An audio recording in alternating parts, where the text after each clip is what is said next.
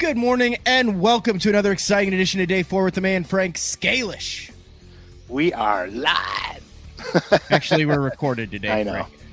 I know, but You I know wanted why to we're say recorded? that. Yeah, because you're going to be loaded to the cork. Hopefully I am right now loaded to the cork. It is December 14th, 2023. And this is Day 4, but I am currently at Lake El Salto. You ever done the Mexico thing, Frank? Yes, I have. And I will tell you, it is an absolute freak show. Where'd you go? Agua Milpa. That's a lake in Mexico. I've never heard of that. Yeah, that is a quiet little gem. I was unbelievably impressed with this place. And when I was there, you would catch dozens upon dozens upon dozens of 4 to 6 pounders. Holy cow. See, this is why I don't do the side. Keep going. Dozens and dozens of 4 pounders. That was a long time ago. Now they're finally catching 8s, 9s, 10s. Agua Milpa is probably the best kept secret. Really? Yeah, it's big baits or like typical stuff. Pretty much anything you want. I'll you know what? We're talking about oddball stuff. Yeah, today we're going to talk about oddball techniques that might load the boat. Okay, so here's the story. I have a story. Stories. Yes, I like this is a story. It's a full screen story. Have that. So when I went to Agua Milpa, OSI, my title sponsor for when I fish Bassmasters, they had a trip that they gave away to a couple of winners of a contest that they put out, and that was the trip. It was to Lake Agua Milpa, and I had never been there before. I got a really super tight friend of mine. His name is Bruce. He's been there a million times. So Bruce and I got together and pretty much put this trip together. OSI took care of it, and we took the winners of their contest to this lake. And I had never been there before. So I packed 4 rods in a tube, grabbed a bunch of fat-free 7s, bunch of 10-inch worms. Literally, I only brought big giant baits because my only goal was to catch as many big bass as I can conceivably catch, and that was it. So the rule of the day was I had to take out the guests of OSI a half a day for each individual and fish with them, and then I stayed after an extra day or two with my buddy Bruce so we could just go whale on them. And so what happened was some of the guys that were on this trip were not dyed in the wool bass fishermen. They weren't seasoned. Right. So a lot of like cranking, like I was catching most of my big fish deep cranking with fat-free shads, DD22s. That's where all the big bass were coming from. But we caught, and when I say big bass, I mean, 5+. But you could catch 100 3 to 4 pounders just fishing, pitching soft plastics around. So anyhow, I had got these guys out there, and you can't bring a million lures with you. You just can't. So I put, as many crankbaits as I could fit in a suitcase with as many 10-inch worms as I could fit in a suitcase. And that was my lure suitcase, basically. And so I was running out of 10-inch worms. And we were catching so many fish, the guys that I had taken out, and I had all these 10-inch worms with no tails laying in the bottom of the boat. So I'm like, we're just gonna wacky rig the straight part of the body part of it. So I just cut the broken tails off of them all and wacky rigged them for them. And they literally, we plowed them nonstop. I mean, it was ridiculous. It was ridiculous. But the big ones, the real big ones, were coming all cranking, deep cranking. And so when all the OSI guys left, it was my buddy Bruce and his buddy Mike and me that stayed after to really do the deal. And so what happened was, and this lake, dude, is massive. It's down there. Yeah, it's massive lake. If I wish I could bring my bass boat to it, because the stuff that we couldn't cover it. We fished literally a tenth of this body of water, and that's all we needed to do because it was so good fishing. So I don't know if I ever talked about the contest on this show. So my buddy Bruce is a competitive hombre, and we always make games out of pretty much every time we're in the boat together. It turns into a game. So the game of choice was, you pick one lure. That's the only lure you can use. Okay. The only color of that lure you can use. Now, if you broke off, you were allowed to put a new one on, but it had to be the exact same bait, period. So you have to remember that we had been fishing this lake for 3 days prior to this. So got a pretty good idea what we need to do to catch the big ones. Okay. So I said this: nobody can throw the same bait. So if you pick a bait, it's out of the mix. You can't, nobody else can throw it. So we drew straws to see who gets to pick first. And I was last. So Bruce picked the 8-inch lizard, which I don't blame him. Solid pick. His buddy took a 1/2-ounce spinnerbait. Solid pick. It's a solid pick, but I'm not 100% sure why, because barely caught fish on a spinnerbait. Okay. And then I took a Fat Free 7 in citrus because I knew that when I got one, it's probably going to be over 4 pounds. So here's the game. You stand up in the boat, guy on the front, guy in the middle, guy in the back. Anybody who catches one, anybody in the boat that catches one, you rotate positions, just like volleyball. Mm-hmm. You rotate positions, but here's the catch. You have to drink a beer. If somebody caught a 4-pounder or better, the other two guys had to drink a beer before they could start fishing again. You follow me? Yeah. So okay. You got to keep fishing, but they had to drink a beer before they were back. So if you got on a roll and went fish, they're 3 beers deep before they can even try to start catching up. 100%. 100%. This sounds dangerous. You could do this with Coca-Cola, 7-Up, water, milk. Anything. It doesn't have to be beer. It doesn't have to be, but it was dangerous beyond belief because the fish had to be over 4 pounds. Okay. So Gatto, our guide, comes down, and I said, Gatto, cervezas. He comes down carrying a 12-pack. I go, no. Multi-cervezas. Mucho. So he goes back up. He comes down, and he's like this, and they're stacked over his head. So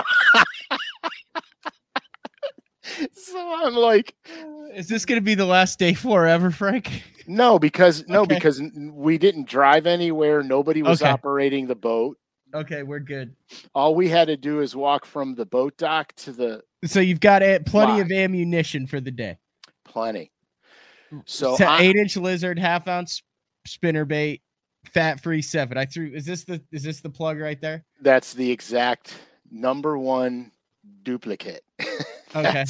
So that's what you've got on. That's your is that called a bell cow? That's the horse you're putting all the money on. 100%, dude.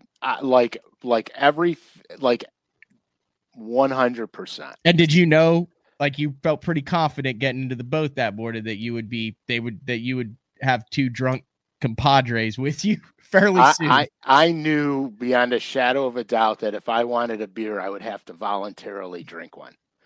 And, and it was such a thing of beauty because I think Bruce hooked up the first one. He hooked up the first one, and I don't remember if that was a drinkable beer or not. Mm-hmm. But I remember I made a cast out not too soon after that, and I go like this, and the guide Gatto goes, "Cervezas."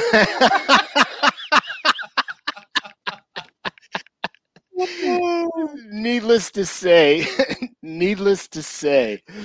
the walk to the lodge is up a very steep hill, and to say that people were crawling to get up the hill would not be an understatement. Did you just go on a tear? Was it every cast? It was relentless. It was absolutely relentless. Bruce actually got a few over 4 on his lizard, which was good because I got to quench my parchness.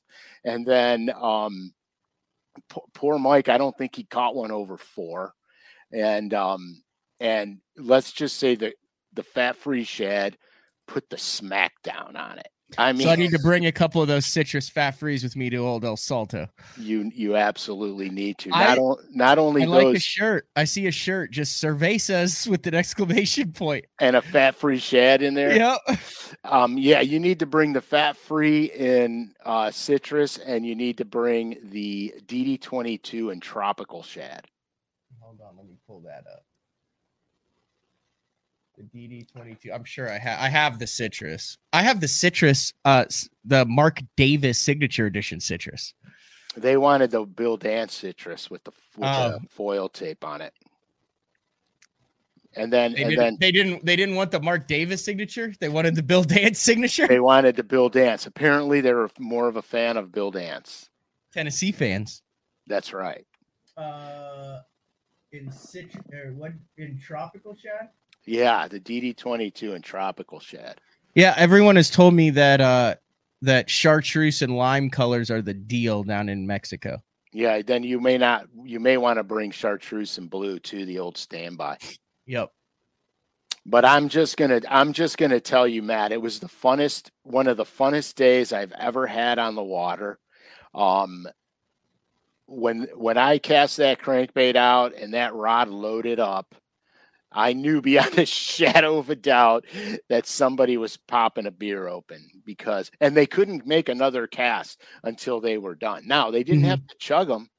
There was but you're not fishing until it's done. And then if you start stacking them up, then you're in a real pickle. Then you're in a jackpot. Then you're behind the 8 ball.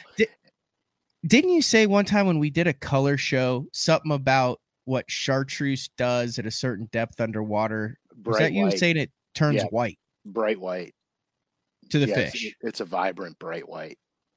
Yeah. I don't think a lot of people realize that. Yeah, it's really cool. It's super cool. Yeah. So was that a 4 or 5 day trip, and then it took them a whole day to recover? So did both of them lose a morning calling dinosaurs? Oh, dude, I don't know. But yeah, it was interesting because we stopped at Tequila City on the way in and bought some tequila too. They had a place called Tequila City. Yeah, it's unbelievable. Them blue agave plants are as far as you could see. You're on a mountaintop, and that's all you see is those blue plants as far as you could. Did you fly into Mazatlan? No, I flew into Mexico City. Okay, I think we're flying into Mazatlan. And then, yeah, but the lakes are not. You got to look at where the lakes are. Yeah. We're flying into Mazatlan and then renting go-karts no, they've got a van that comes picks us up. Right. That takes us to El Salto. We got picked up by a van too. It was a lot of fun. The terrain on Agua Milpa is beautiful because part of the lake is a canyon reservoir. Mm-hmm. So you've got these big mountain walls and sheer walls, and then the other part of it's like a desert, where it's not as steep. It's still steep, but it's not canyony. You know what I mean? It was really it's a beautiful place. It's absolutely a beautiful place. Last week on day 4, the FX series of Rattling Smithwick Rogues dropped. Oh, and yeah, it was a cool show. Go back and watch that one. It's a big show. It kind of brings everything together for the last 2 years that you've preached about pearls. And this is kind of the culmination of your expertise with pearls and painting to come out with the 6 colors of the Rattling Rogue, which you kind of teased maybe or maybe not becoming in other lines down the road. There's a chance.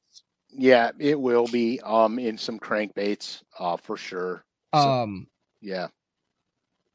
Go ahead. No, I was just saying. You also mentioned, and we talked a little bit about the color. Yeah, that's not. You kind of let a cat out of the bag there. No, we can't. No, because that may not happen. Okay, but so here's I'll level out what happened last week with this week, which depending, it's a little bit of a business trip headed down to Mexico. There, should things go as expected, hopefully next December, there may or may not be the possibility for a BTL trip. That's something you'd be interested? Yeah, I better get my passport updated. Yeah, no, 100%. I got my passport updated. But like I said, that's not, the ink is not dry on that yet, but that is the hope.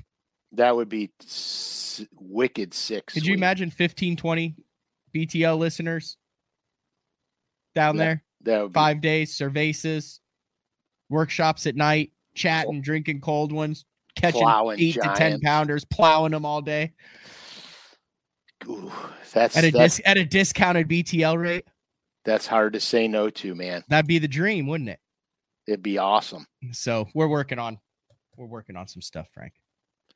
Perfect. I love it. So yeah, but there will be some FX colors coming out in crankbaits, which I'm excited about. Very excited about. This whole FX program is took a lot of research. I've been working on them for a long time. So I'm real happy about that. Oh, the other thing is last week's show, we talked about the pillows and the Rogues, obviously. Yep. And you threw the BTL code up there, which that code ends the end of December. But if you want to get anything prior to Christmas, today, December 14th, the orders have to be in before noon, or there's a strong possibility you will not receive them in time for Christmas. That's if you're ordering off of lurenet.com.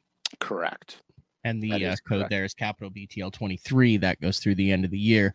Check out the paint shop, the pillows, the FX series, all sorts of cool stuff going on at LureNet for the holiday season. They also have a bargain box that changes kind of on the daily basis too. Correct. So oddball stuff, dude. What's the most oddball thing you've done? Well, we were talking last week. We kind of got on this show because last week I was crappie fishing, and Zeke, who I was with, caught a 532 or 538 dipping a crappie jig. And he said it's the biggest bass he'd caught in about 20 years. And then I told him, well, this particular lake we were at, I busted a 20-pound bag out of there, crappie fishing, all largemouth. And by the second or third one, you're like, okay, that's a largemouth, but they're all 4-pounders, so you're not going to pass one up. No. And then when me and you went out to that lake. Yeah, actually, what happened was you said you want to see what a 4-pounder looks like. Uh-huh. And so we ran it down, and you caught it, and it was, what was it, 4.7 or 4.8? Yeah, it was a 4.5-pound largemouth. Yeah. So then me and you were talking, and we're like, well, that's a pattern. That's a viable pattern. I mean, we have a dozen bass over 4 pounds, Oh, getting yeah. caught on a 14-foot crappie rod and an 1/8-ounce crappie jig. If we'd gone out bass fishing any of those days with a Rogue, with an Alabama rig, with a plug, we'd have been like, heck yeah, that's a successful day. But we're writing it off as just a oddball bass on a crappie lure. Right. Should we be, or should we be exploring that avenue, Frank? I'm all 100% into exploring that avenue. And because that happened to you last week on the water as well. Absolutely. And so here's my, can I go into my thought process? Yes, that is what the show is based on. It is based on your thought process. There's going to be a lot of viewers that are probably too young to know about the float and fly technique, which was developed in Kentucky, Tennessee area, that chain of lakes down there, where you have a 9-foot rod, spinning rod, and you set basically it's a, for lack of better words, it's like a crappie jig. It's just a pseudo marabou jig 10 feet underneath a bobber, and you hurl the thing out there. This was way before forward facing sonar, way before side imaging, way before all that. You go to bluffs, short, steep points, transition areas in the wintertime. You lob this thing out there and you watch your float and you pull it a little bit. Your float moves, you stop it. Your bait pendulum's under the float. The float stands upright when it's back to vertical. So when you pull your float's on an angle. The crappie jigs or the float and flies down here. As the float and fly pendulum's down, your bobber goes back up and the float and flies underneath the bobber. Yes, there it is. That's the rig. Okay. So I think that we could scope them with the 14-foot rods exactly like we do the float and fly. So I'm working it out now where next winter I can get down south and I'm gonna do this. I'm gonna experiment with this and do nothing but scope with the 14-foot rod and the way we crappie fish for these smallmouth and spotted bass. Do you think you can get close enough to them? I do. Without spooking them? Absolutely do. Winter technique. Absolutely. Now, I'm taking it a step further. And I'm looking at these rods we're using, and they're meat sticks. Mm-hmm. Well, why not make them even meatier? Put 40 and 50 pound test braid on, then create a bucktail crappie imitation jig with a plastic on the back and vertically drop into all these piles all summer that you can't get through with a typical tactic that the giant bass are eating 4 and 5 inch crappie out of. And now you're dipping the piles using your forward facing sonar to put it directly in their face in the piles and then dragging them out. Why wouldn't it work? I mean, that's what I'm saying. All you're doing is punching only with 15 or 20 feet of water above you. Mm-hmm. I think it would work, actually. I think you could go farther than that. And I think you could Texas rig a heavy slip sinker on a Texas rig and do it. I think that's cool. I'm excited to try it out. Just because that's what I do, man. So this is kind of coming full circle here, because a little bit of bass history here, Frank, and you're well aware of this. There used to be I believe it was an 8-foot rod limit, right? For bass fishing. Now that was a result of an overly effective technique that was developed, I think, out on the West Coast, where the guys would get 12 and 14-foot poles and would dip them in between all the rock. They tie a buzzbait to it, do like figure eights, whoosh, fish would come out, and it was too effective. Mm-hmm. So they banned the rod length. And then you had D. Thomas with flipping and things like that kind of came after that. Correct. But then as offshore techniques and as rod companies wanted to develop more and more, I remember I want to say it was around 2010 and 2012 that bass went, I think, to a 10-foot rod length, or maybe even eliminated it. But I know it was 9. It was 9 foot. 9, and then MLF, which was FLW at the time, eliminated the rod length. You can have a rod of any length that you can use or could use at FLW, and I believe still at MLF, because I vividly remember watching a co-angler throw a fly rod at Beaver Lake. Which would you have come unglued if you're fishing an FLW tour event and there's a guy behind you going whoosh, whoosh, whoosh? No, actually it would tickle me to death because I would know that he will catch a few, but he won't catch all of mine. Yeah. And so I would be really happy. so rod length wise, if you're a non-tournament guy, hell, go out there with a 30-foot European carp pole match fishing rod. Yeah, the match fishing rod. But bass fishing, I don't think the surface has even been scratched on this, and we're seeing glimpses of it in the crappie world.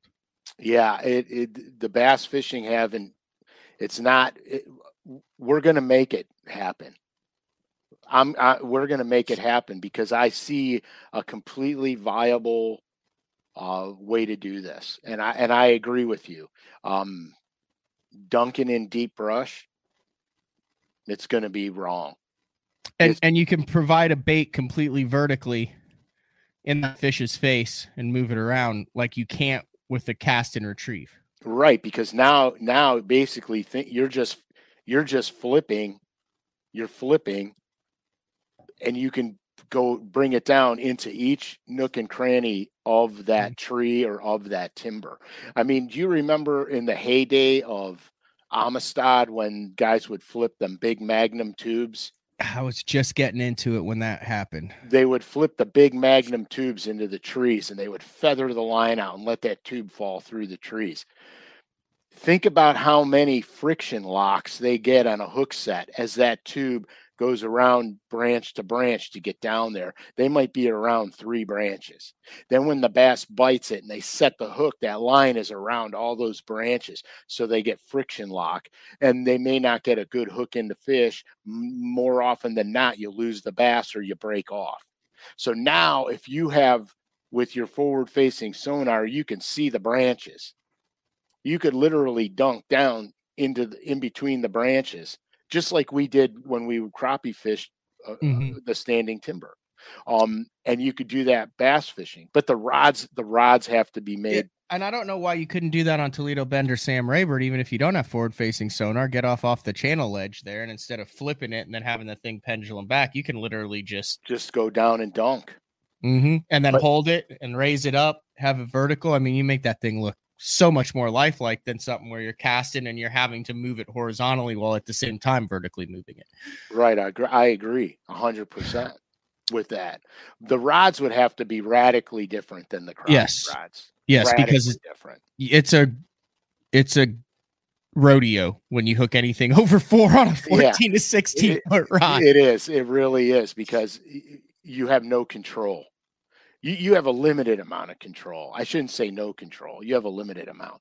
The rods would have to be telescoping, and because you have to keep it on the reel. Right, you have to keep it. You could have it where you could go like that, then shoot it down and go from 16 to 9. Yeah, but the guides would get in the way. You can only bring it back to the stripper guide. You follow me? A stripper guide last time I was in Las Vegas.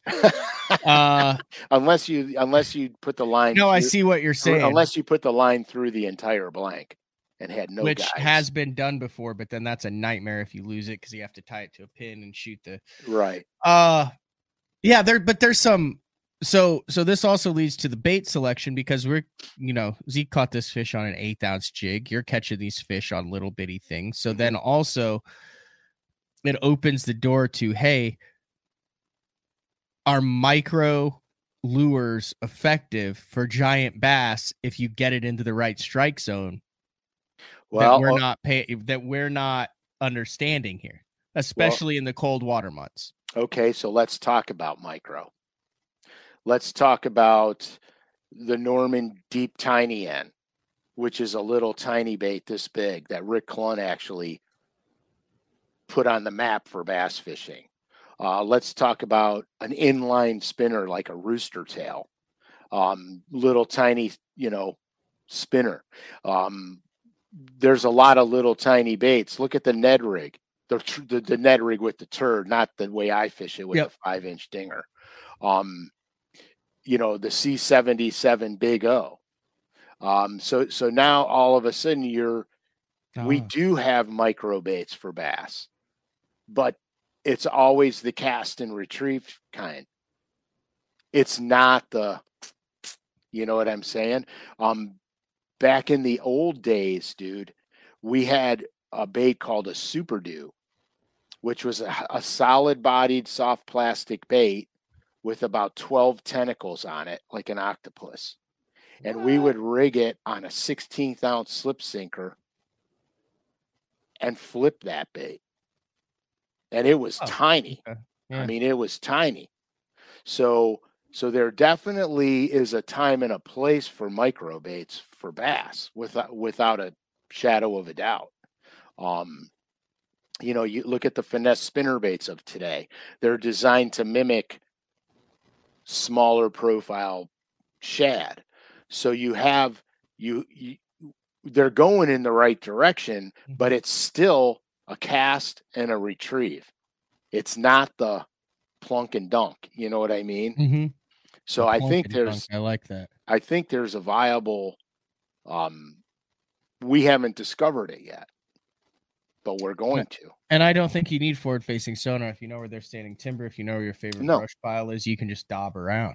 Yeah, because 2D sonar, that's how I grew up fishing 2D sonar, and I would idle around till I found a brush pile, and then I'd get my CC spoon or my Hopkins spoon out. I'd get right on top of the deep brush pile, and I would jig the spoon up, and I'd call them up from the tree to get the spoon. And I was right on top of that brush pile with my 2D sonar, and I saw the fish on 2D come up and get the spoon. Because you see, it's not a straight line, it's a diagonal line because your screen's moving. So the line is diagonal. But you watched it all happen. Now answer me this, and I've thought about this out on Thousand Islands, specifically Ontario. Why can't you do this on smallmouth out there? Can you not get close enough to them, or is there just not as much benefit to it? Or, you get those Great Lakes smallmouth that are in the rock piles. Why can't you drop something down 15 feet out in front of them and hop it right in front of their face over and over again until they bite, or do it when they're on the beds? Well, you absolutely can. You 100% can. In the beginning stages of drop shotting, 99.9% of the time I drop shotted, I was straight underneath my trolling motor, and I can see the fish that I was fishing for, and they would be anywhere between 14 and 30 some feet depending on how deep they were, but I can get right on top of them. They didn't spook away, they stayed there. I had the one tournament that I came back from 86th place to finish 4th in. I drop shotted every one of those bass off of my locator, straight down off the boat. I'd find the boulder, I'd see the bass, I'd drop down on them, I stop it just like we do crappie fishing, stop it right above them, shake it a couple times, they'd swim up for it, and boom, and I'd get them. So it's absolutely viable. I'm interested because we're literally, I think, just kind of spitballing here on different things, but yeah, drop shot with a true vertical presentation. You don't realize when you cast that thing how much you're, dragging it at an angle. Oh, 100%. That's why sometimes I used to make my leaders, the windier it was, the longer I made my leader. Oh, that's smart. Because you couldn't get vertical on them. So I'd have to cast out. So I said, well, if they're 3 feet off the bottom, 4 feet off the bottom, I need a 6-foot leader to my weight. So holy cow, a 6 foot.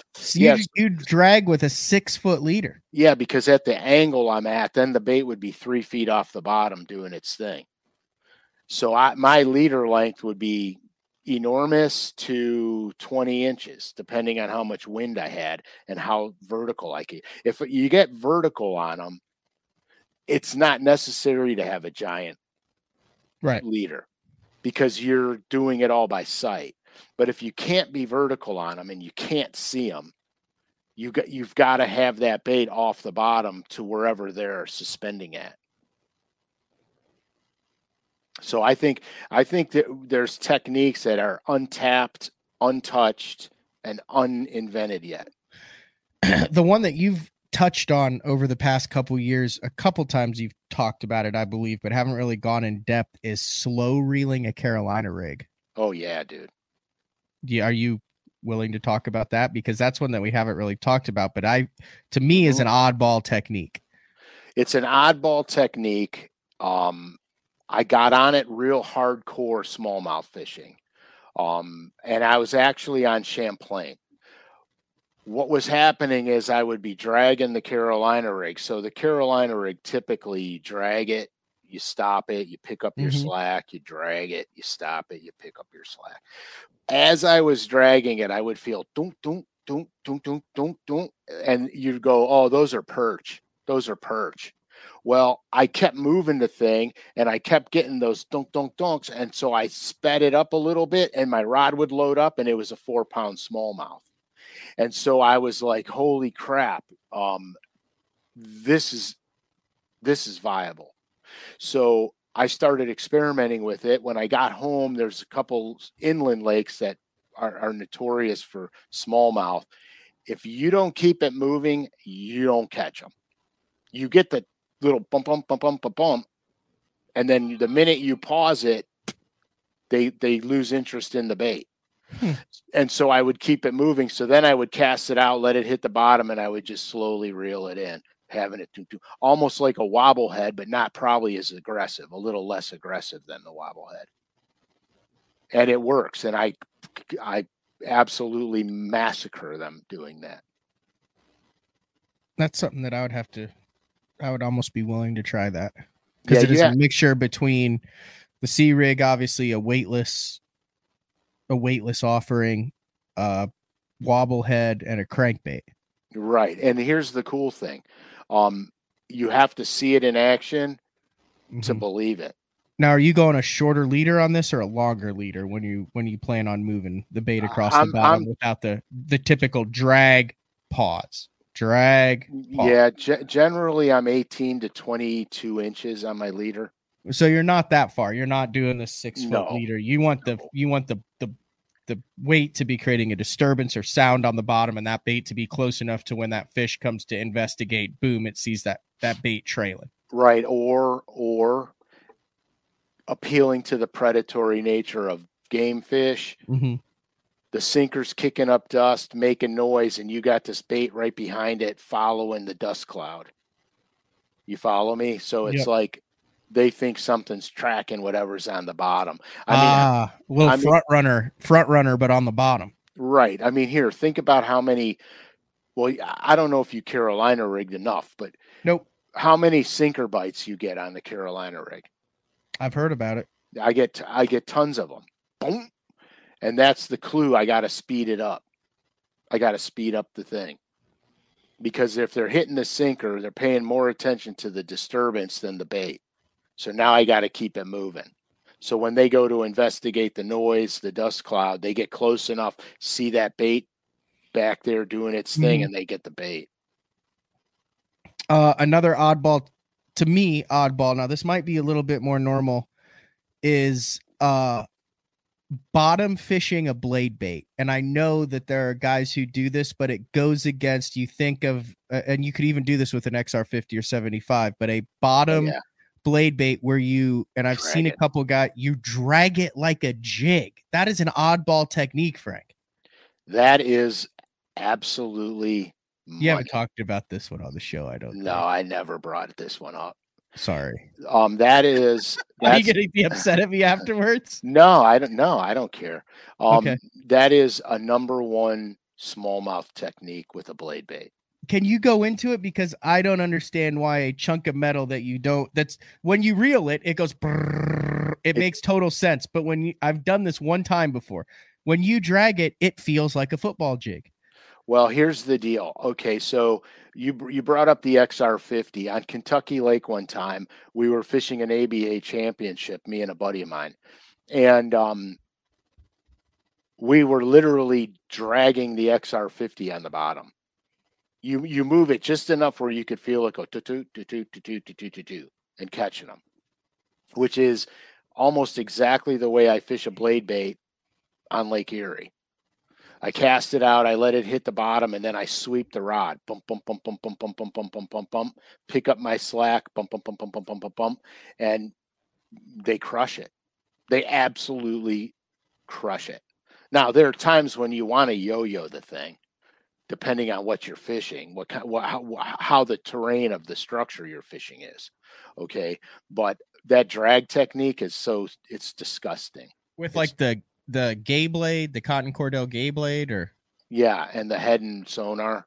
Okay, so there's the gay blade there, right, and then the sonar, and there's the head and sonar right there. The head and sonar is probably the number one lure to do that with, right? Yeah, 100%. That so you got 3 holes on the bait. You see the 3 holes? Yep. Okay, so if I'm dragging it, that's where it's at on the first front hole. Position of the hole, the closest to the head of the lure. Correct. If I'm vertical, I'm in the center hole. Okay. I don't hardly ever use the back hole. The back one will vibrate the bait very erratically. Okay. It's very erratic. What I found out on there's 3 positions. The last position, it has a tendency to flip the tail around into your line. Oh, that's so annoying. You hang up the back hook on your line a lot. So I seldomly use that. I'm always into the first 2. And the first position is my cast and retrieve or my drag. The center hole is for vertical presentation. Now, I did that color. I designed that color. Go back. Yeah, I designed that color. Go to the next one. I designed that color. Go to the blue one in the front. Pink. I designed that color too. And go to the 1, 2, 3, 4th one in. Yeah, right there. Nope, next one. Next one. I was going to say that one's pretty standard. No, I didn't do that color. The silver. If you're going to buy 2 colors, buy gold and buy silver, right? 100%. Here's what I found. A lot of my buddies throw gold blade baits on the lake. A lot of them do. I found that silver spoons and silver blade baits work better for me. And the same thing with my spoons. Go to the Fire Tiger. That's the next best color right there. That color right there. No. And then go to the 3rd one from the last. That's my favorite. That is pretty sexy. That is like a scale silver with a chartreuse head. Right. That's my favorite right there. So along those lines, piggybacking off of it, typically a bait that you would think you're going to move to get vibration. You mentioned the spoon. One of the things, the oddball techniques that I have had a lot of success with is using the Cordell spoon, a 3/4 or a 1/2 ounce slab spoon, and then cranking it as fast as I can in the top of the water column to simulate a small fleeing shad. Yeah, which is a really good summertime technique. Instead of what you expect to do with that is you drop it down, you pump it, they hit it on the slack, but I'll spool a reel with that thing and then keep it up 3 foot down from the surface, cranking and pumping the rod tip and get some ferocious strikes on that, specifically on schooling bass in the hottest part of the year. Yeah, that's a great technique and a confession, one that I don't do a lot. I wish I did it more because when they come up schooling, yep, and you fire a topwater out at them and you get a couple that smoke it and then they don't take it. Or you throw a jerkbait out at them and you rip the jerkbait back to the boat. That spoon technique could be the deal breaker. It is the deal breaker at times. On Hartwell, on the blueback herring lake, specifically on power plant lakes where you have a lot of smaller shad at odd times of the year because of the jacked up water temperature in there. I have a box just of slab spoons that I'll throw on 17-pound test or 16-pound test, and I can spool a bait caster. I'll put it on a high gear ratio, a 7-to-1 on a 7.6 rod, and you can literally your schooling fish getting a bait in their strike zone doubles. Well, and you're making it look exactly like what they're chasing. Little bitty shad like that. Right. Exactly like what they're chasing. Like I did that on Lay Lake, but I was throwing bucktails at them. Mm-hmm.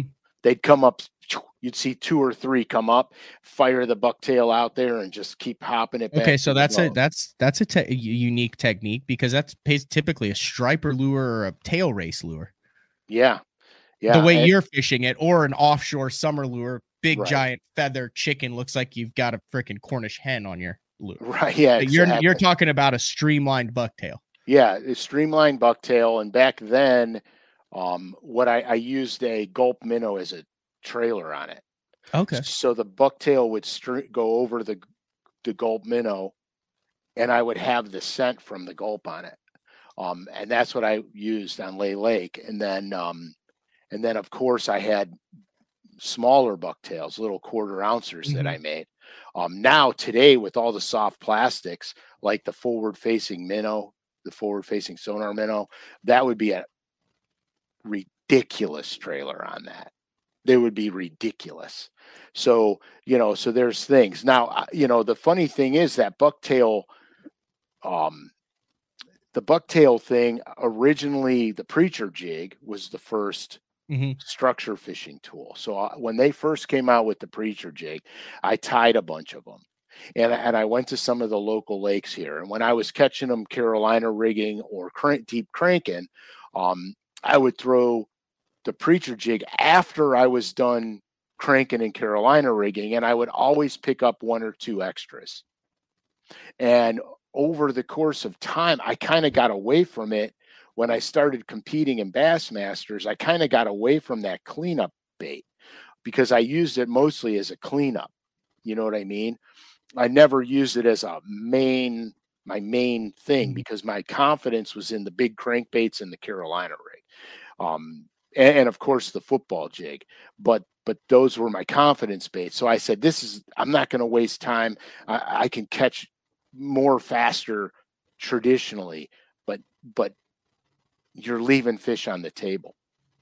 You know what I mean? And I never looked at it as though I was leaving fish on the table. I looked at it like, well, this is the way I'm fishing the most efficiently. But how many did I pass up over the course of time? And you know as well as I know, in the cast for cash game, 1 bass makes a big difference. So,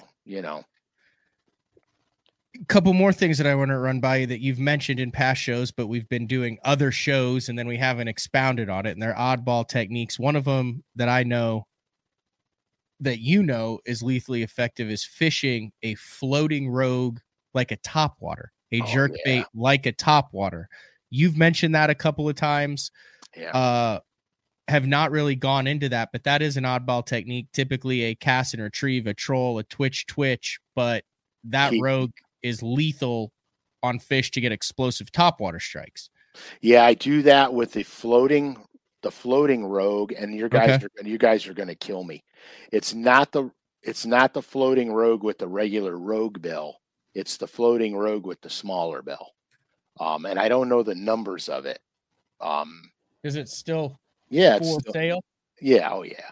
So if you go to the rogue page, I'll spot it in a second. Go to the floating rogues. I'll tell you which one it is, and I'll tell you my favorite color too. Okay. There's the perfect 10, the pro. There's the rattling 0 to 4. It's got to be the floating rogue. Click on that one. Let me see the bill. That looks like the right bill. Yeah, that's the bill.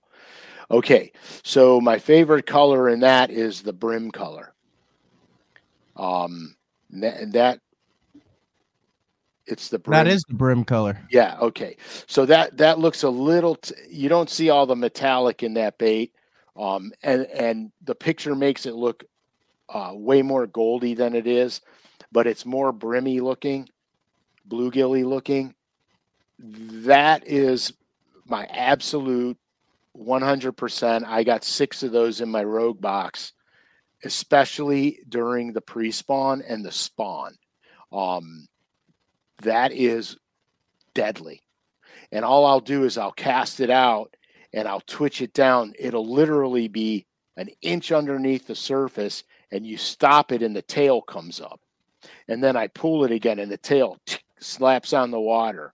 And I'm keeping it literally 4 or 5 inches from the surface to the surface. And that's how I fish that bait.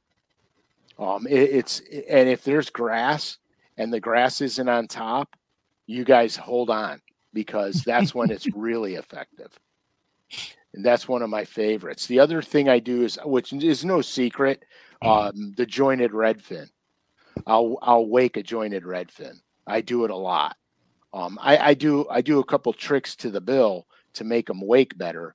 But I'll do the jointed redfin. I've caught so many 4-pound spots on table rock doing that. It's sickening. It's absolutely sickening. So that's another thing that I do, but I don't think that's off the beaten path, because that was made famous a long, long time ago. Yep, that's what you're talking about right there. Mm-hmm. I did that color too, by the way. Yeah, that looks good. All right, one more, and you mentioned at the very beginning. We talked a little bit about it, but have never kind of done a little bit of a deep dive, which I've found this show to be very interesting. I'm rolling through all these different oddball things. I just can't believe you remember what I talk about on all these shows, dude. It's a gift and a curse. You're like the rain. You're like the Rain Man. You have, in passing, mentioned rooster tails and inline spinners. You mentioned at the beginning of this show. Definitely an oddball technique for hardcore tournament anglers. Probably one of the most often used fun fishing lures, though. Like, I mean, I have a box of the things, and if I'm around trout, fun fishing, stopping, any of that stuff, I got no problem throwing it. Have never made a cast in a tournament with it. I know it's in Ike Anelli's panic box. I know it's something that you use a lot. Yeah, so the rooster tail and the Meps are probably the most underrated real bass fishing lures on the market today. Every pond hopper knows them like the back of their hand, because when I pond hopped, I had I had a box of rooster tails. Literally, it was a little six chambered container that would fit in my back pocket. I'd put 3 of them things in each slot.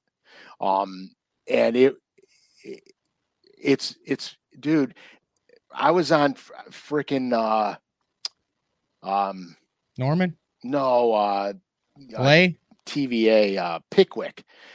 I was on Pickwick, and I was catching them really good, cranking a Bandit 200, and of course root beer, a root beer Bandit 200, and I was fishing these shallow gravel shoals, and I had some in the creek mouths and some on the main lake.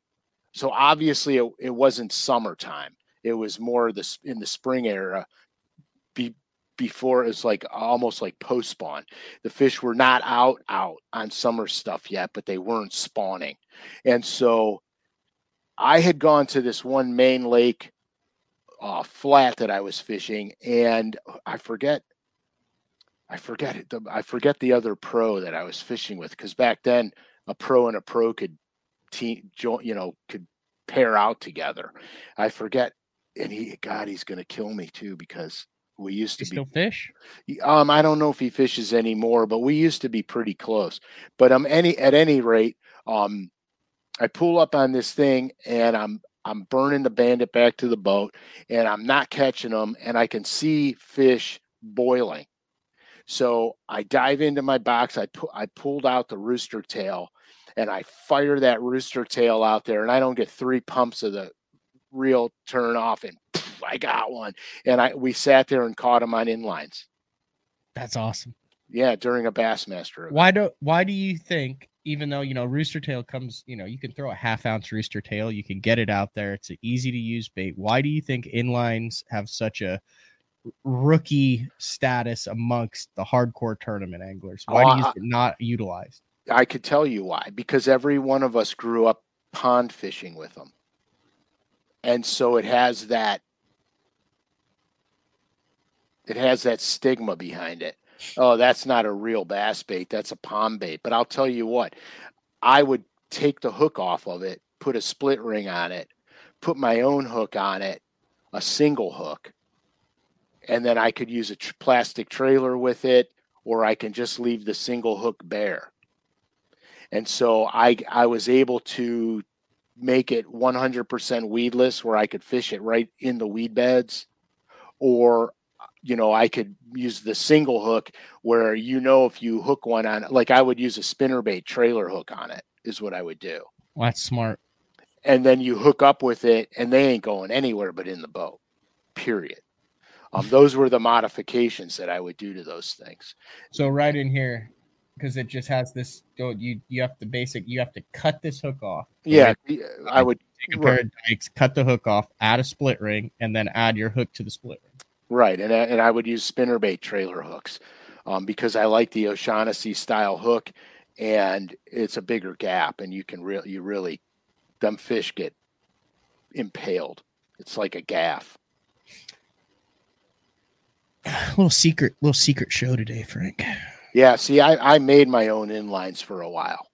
Really? Yeah, where I would tie round rubber on them. I tied the chicken feathers on them, squirrel tails, rabbit strips, all kinds of stuff. I had them. I carried them with me all the time. And the funny thing is, you get away from it, Yeah, you got juice on that exotic fur now, Frank. I was out with him the other day, and he's like, "Well, that's a Scandinavian goose." And we're like, "What?" Is he doing any? He's like, this is an endangered polar bear hair jig. And we're like, yeah. He's like, Frank loves this stuff. And I'm like, really? You don't say. Is he doing any Arctic fox? Oh, yeah. He's all into the Arctic fox. He's into the Canadian mongoose. He's into all sorts of the great. He's got. Tell him he's got to start looking at Australian possum. Australian possum. Okay. Yeah, I tie a lot of steelhead flies with that Australian possum, and you got to be careful where you get it from, because you want the longest, hairiest possum fur possible. Yeah, you want the longest. He's into the duckbill platypus stuff now. Very hard to get on the black market. Spotted owl feathers. Spotted owl down. Yep. Oh my gosh. Anything else you got before we wrap this one up? That was I think that'll have people searching the dark corners of lurenet.com for some offerings that are still out there that are often overlooked, Frank. Yeah, I the inline spinner to me is probably something that should be in your arsenal, at least in your boat all the time. And I'll be flat out honest with you. When I fished Bassmasters, I had a box of them, a little box with about a dozen and a half of them in it at all times, because it saved my neck a bunch of times. The other thing that people don't think about is the beetle spin. That's another lure that could save your butt in a pinch. But now Bomber's got the drum beater, so I just use the drum beater now. Yeah, we did a whole show on that. Yeah. The inlines, I think number one, the rooster tail is leading that, but the three that I always had I have a box. I just need to put it in the boat because I do a lot of trout and a lot of fun fishing. Rooster tail, Meps, and then if I was in heavy current, I would always throw the Panther Martin. The Panther Martin was deadly. Yeah. Dude, it was deadly, man. They had a Panther Martin deep that would stay deep while you crank it, but for some reason, like, you get a little Panther Martin. If you're a rainbow trout, you are so screwed. Well, that little Panther Martin, because it's got a woolly bugger as a trailer on it. It's a little woolly bugger trailer. Yeah. That Panther Martin, I used to wreck the trout on them here. And you know what else I used to do? I used to take a little tiny piece of, like a 1-inch piece of Nightcrawler, and put it on the back of that. Oh, that's just not even legal. It's unfair. It's but like size-wise for the rooster tail, if you guys are wanting to try it, obviously Match the Hatch, which we've done shows on Match the Hatch about, but day in and day out, a 1/2 ounce rooster tail, cast far, you could throw it on decent tackle, but it still has a very small profile. Yeah, and see, I'm more partial to the 1/4 ounce rooster tail, which there shows our differences. But if I'm throwing a Maps, I'm going to throw an Alga 3 probably. Okay. Which it's still not quite the 1/2, but I had the 1/2 ounce rooster tails in my boat too, because if it's windy out, you got to honk them. And the key to that, guys, you got to throw it on a bait caster, and you better have a crane swivel there, because it'll twist your line like. See, I throw it on a spinning rod, but I throw it a high quality, the ball bearing snap, the 2-in-1, where you've got the ball bearing that then has the snap on the end. So I mean, there's a little bit of hardware hanging off, but that's the only way to. And I throw it on braid to reduce the line twist. That's like not 10-pound braid. Yeah, so the ball bearing swivel is nice, and now they have them where there's no split rings on them. They're welded shut ball bearing swivels. I think Sampo makes them. Those are money, because you're tying your if you're going to make a leader, you're tying the leader to something smooth and round and doesn't have the pinch part to it. Or you can just do what we do on the Super Spook Juniors, put a split ring and a crane swivel in front of the spinnerbait itself, the inline spinner itself. We're gonna have to figure out what we're gonna do next week, because I'll be on the sunny Southern California beaches on the 21st, Frank. Man, you are a man of the world, Matt. You're a man of the world. You got to do what you got to do. Well, you keep doing what you got to keep doing. I'll keep doing what I have to keep doing. And somewhere in the middle, we got to go catch some giant crappies, bro. There's going to be like a 2 or 3 day window in January, because then, my open season starts. Yeah. The 1st of February down on the Big O, Lake Okeechobee. You got anything on your Christmas wish list? When was the last time that you could remember you really were hoping someone got you something specific for Christmas? I don't ever ask for anything or hope for anything for Christmas, but I could tell you what I didn't want for Christmas. That stupid talking largemouth. That singing bass. Billy Bass? Yeah. Meet me at the river. I was. Toss me in the water. That one? I was 100% positive I was going to get 2,000 of those for Christmas. How many did you end up getting? None, because everybody who ever talked to me, I said, don't even think. Oh, I got one. I said, don't even think about buying that for me. Well, if anybody wants to peruse eBay, and you can send them to me, and then I'll direct send them to Frank, and we could Billy Bass bomb them for this Christmas. No, I'm telling you right now. You got a new cat for Christmas. We saw her last week. Yeah, that's because that's a perfect case in point where your children will stop listening to you at some point. It's a gift that keeps on giving. A new kitten. Yeah, I said no more cats. Bam is the last cat, and here I got another one that I got to. Bam is not the last cat. Very cute kitten though. I mean, if you're gonna get one, you might as well have one with a little bit of personality that's kind of cute. Well, I agreed.